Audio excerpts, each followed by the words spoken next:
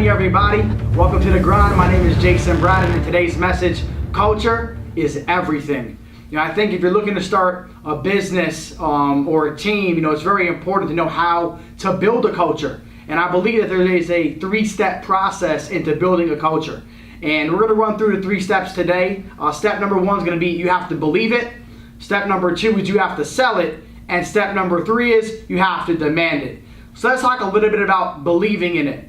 A culture is a very important aspect to creating your business and creating a foundation. You have to have guiding principles, core values, and specific behaviors.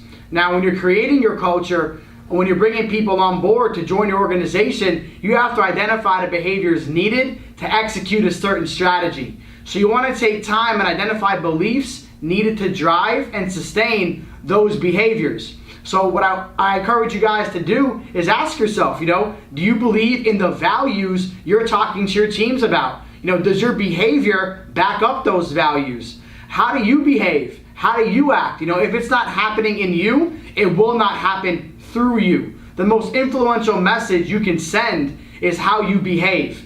You can tell anybody anything you want, but until you start showing it, it's not really going to matter.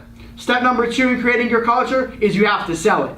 And by selling it, you have to communicate with clarity and consistency and why it's essential to the program.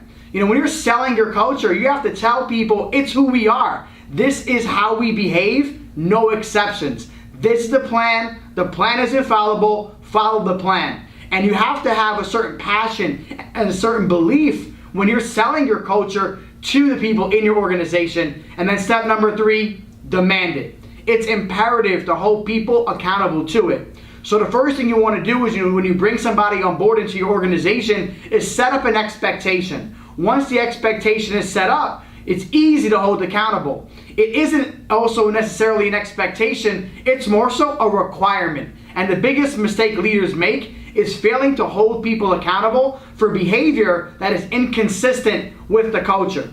I know a lot of you guys have heard it before, but what you permit, you promote. So make sure to also recognize and reinforce people who follow the culture. So if you're permitting people to come in late, not dress professional, carry themselves, immaturely, then that's something you're promoting. And then on the flip side though, if you have someone dressed up sharp, who always has a lot of energy, who's always on time or going the extra mile and you recognize it, well, guess what? You're promoting that culture as well. So make your standards clear and hold accountable. You don't get the culture you want, you get the culture you build. So go out there today and create the culture that you want to have in your organization. Take accountability serious.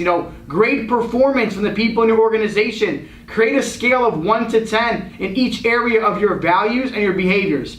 Anything you rank somebody 8 or below, hold them accountable. Remember, results are important, but culture sustains results. When you build a culture, the results will come. Thanks again for joining me in the grind. Get ready, it's a new day. Subscribe today at SimonArias.net.